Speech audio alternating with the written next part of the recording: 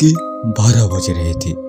कोल्हापुर से धारा लौट रही सीनियर कॉलेज के छात्राओं की बस एक घने जंगल के रास्ते से गुजर रही थी।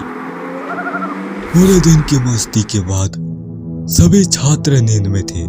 बस के आगे की सीट पर गुप्ता सर और शर्मा सर खर्राटे भर रहे थे, जबकि ड्राइवर मोहन काका उस नींदी आंखों से बस चला रहे थे।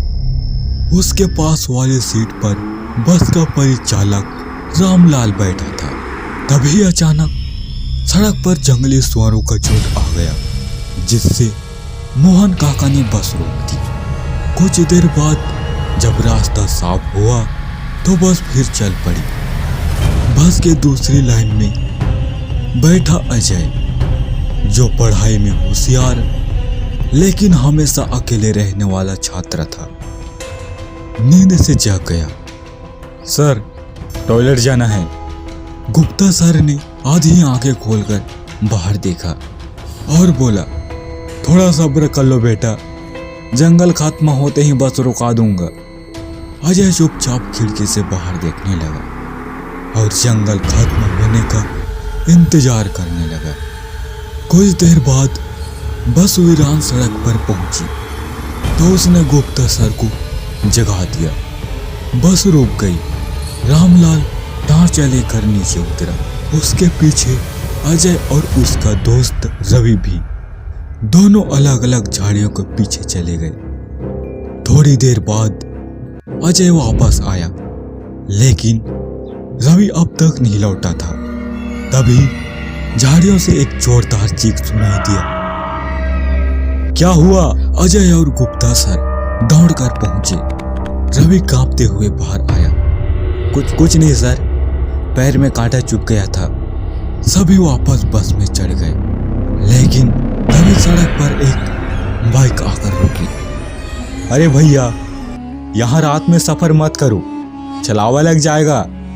गुप्ता सर ने हंसते हुए कहा, ये सब अंधविश्वास है भाई साहब, चलिए हटिए, हमें देर हो रही है। बाइक वाला चला गया, लेकिन उसकी बातें अजय के दिमाग में बैठ गया। बस फिर से चल पड़ी। लेकिन कुछ देर बाद अजय ने खिड़की से बाहर देखा तो उसके चेहरे की हवाएं उड़ गई। सर, ये वही चाय की दुकान है जो हमने पिछले जंगल में देखी थी। गुप्ता सर ने ध्यान नहीं दिया। थोड़ी देर बाद अजय फिर चिल्लाया, सर, हम वापस उसी जंगल में आ गए हैं। ड्राइवर ने अजय की बात को मजाक समझा, लेकिन जब रास्ते के किनारे वही पलटी हुई ट्रक दिखाई दी तो सभी की नींद उड़ गई। अब डर बस के हर यात्री की आंखों में था। बस बार बार उसी जंगल में लौट रही थी, जैसे कोई अदृश्य ताकत उन्हें घेर रही हो। हमें छलावा लगा है, ड्राइवर ने कांपती आवाज में कहा। गुप्ता सर ने घड़ी देखी। रात के 3 बज रहे थे। सुबह होने तक हमें यहीं घूमना होगा। बस के अंदर सन्नाटा था। हर कोई अपनी सीट पर सिमट कर बैठ गया। कुछ देर बाद बस एक वीरान गांव में पहुंची, जहां बोर्ड लगा था, काले गांव में आपका स्वागत है। रामलाल बोला, सर, ये गांव तो 5 घंटे की दूरी पर है, हम इतनी जल्दी कैसे आ गए? अजय ने कांपते हुए कहा, सर, ये गांव नहीं, छलावा है।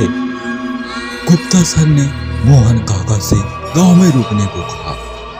वो सब गांव के अंदर पहुंचे तो वहां के लोगों की भीड़ लग गई। भीड़ के बीच जमीन पर खून से सनी 4 लाशें पड़ी थी। गुप्ता सर की बीवी, बच्चों और उनके माता पिता की। गुप्ता सर की चीख से पूरा गांव गूंज गया।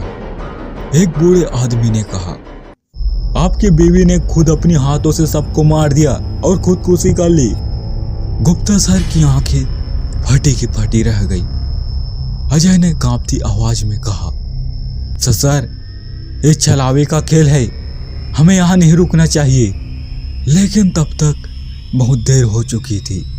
सुबह होते ही गांव के लोग आ गए और बस के अंदर जाकर बस के सभी सीटें खाली थी। किसी को नहीं पता चला कि बस के सारे यात्री कहाँ गए।